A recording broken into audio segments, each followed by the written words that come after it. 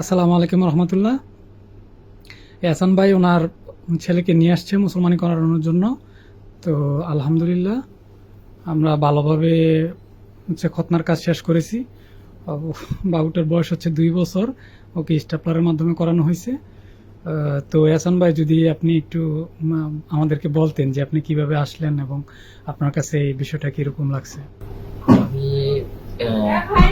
Basically আমার বাসা উত্তরাতে। তো আমি উত্তরার ভেতরে এই স্ট্যাপলার সার্কুলেশন মেশিন যে যে হচ্ছে ইয়ে করে এটা খুঁজতেছিলাম অনেকদিন ধরে। তো তারপর হঠাৎ করে ফেসবুকে আপনাদের পেজ পেলাম।